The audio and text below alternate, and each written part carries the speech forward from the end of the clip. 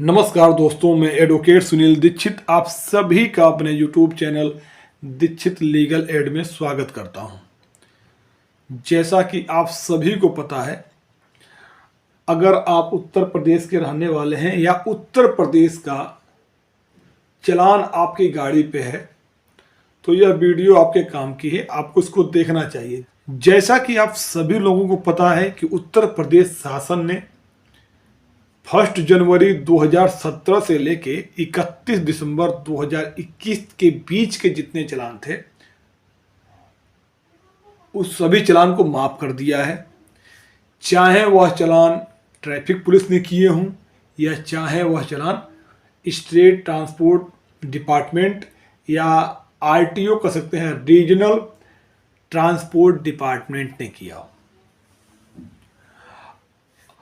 अब यह बात आ रही है कि यह जो आदेश पारित हुआ था, यह आदेश पारित हुआ था उत्तर प्रदेश सरकार के ऑर्डिनेंस 2 ऑफ जून को पारित हुआ था और तकरीबन 5 से 6 महीने होने के बाद बहुत सारे लोगों का यह कहना है कि उनका चालान आज भी ई चालान वेबसाइट पे शो कर रहा है। तो यह चालान कब तक शो करेगा? क्योंकि प्रॉब्लम यह आ रही है कि बहुत सारे लोगों को अपने गाड़ी का ट्रांसफ़र करवाना है किसी के दूसरे के नाम से। कमर्शियल गाड़ी के केस में बहुत सारे गाड़ियों के डॉक्यूमेंट जो होते हैं वो रिन्यूअल कराने होते हैं। तो जब तक यह चालान पेंडिंग शो करेगा, डॉक्यूमेंट का रिन्यूअल नहीं हो पाएगा। इस कंडीशन में उनके सामने समस्या यह आ रही है कि वह क्या करें। तो आखिर इसका समाधान कैसे होगा? तो इसके 2 तरीके हैं समाधान होने के।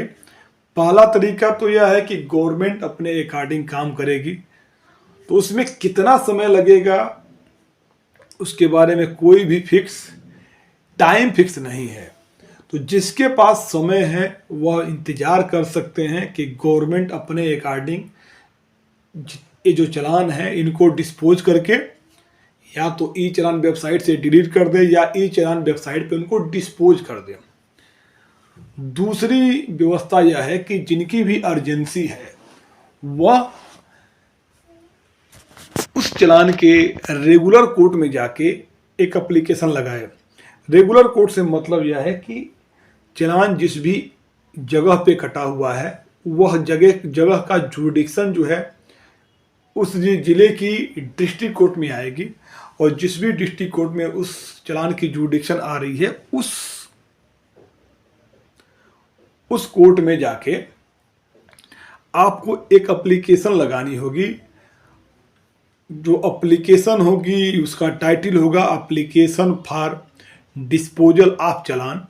आप इस टाइटल से एक एप्लीकेशन लगाएंगे जिसमें यह बताएंगे कि आपके जो चालान का डेट जो है वह डेट कौन सा है। दूसरी चीज आपको यह भी उसमें बताना है कि जो इस डेट के इस चालान को उत्तर प्रदेश शासन ने अपने ऑर्डिनेंस संख्या 2 ऑफ जून के तहत माफ कर दिया है। और तीसरी चीज यह है कि ये बताएंगे कि यह जो चालान है अभी भी ई चालान वेबसाइट पर पेंडिंग शो कर रहा है और अगर कोई अर्जेंसी है तो उस अर्जेंसी को बताएंगे कि इसके वजह से इसकी पेंडेंसी शो होने की वजह से हमारा यह काम नहीं हो पा रहा है या हमारा यह डॉक्यूमेंट रिन्यूअल नहीं हो पा रहा है या हमारी गाड़ी ट्रांसफ़र नहीं हो पा रही है। और आगे प्रेयर करते हुए इसका तत्कालिक निस्तारण करवाने के लिए प्रार्थना करते हुए आपको कोर्ट में लगाना है। इस एप्लीकेशन को जाने के बाद अगर उत्तर प्रदेश शासन से कोई आदेश अगर कोर्ट में आ चुका है तो कोर्ट उस आदेश के आधार पर इस चालान का निस्तारण कर देगी। और अगर कोई आदेश कोर्ट में प्राप्त नहीं हुआ है तो जो संबंधित अथॉरिटी है, जैसे कि संबंधित अथॉरिटी से मतलब यह है कि अगर आपका चालान आरटीओ का है तो आरटीओ से, और अगर आपका चालान ट्रैफिक पुलिस का है तो ट्रैफिक पुलिस से इसकी रिप्लाई मंगा लेगी कि इसमें जो वाकई में यह चालान माफ़ हुए हैं कि नहीं।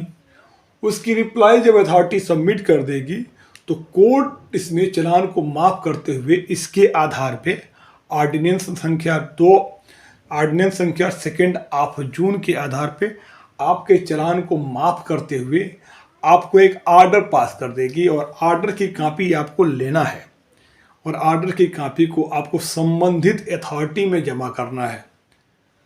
अथॉरिटी में जब ऑर्डर की कॉपी आप जमा कर देंगे तो वहाँ से आपके चालान को ई चालान वेबसाइट से हटा दिया जाएगा।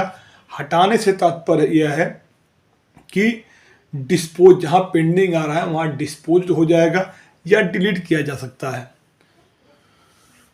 तो उम्मीद करता हूँ कि जो इसकी जो प्रोसेस है वो मैंने आपको बताई, आपको समझ में आई होगी। इन केस कोई चीज़ अगर छूट रही है तो आप मुझे कमेंट के माध्यम से बताइएगा, प्रयास करूंगा कि मैं उसका भी निस्तारण कर सकूं। Thank you for watching.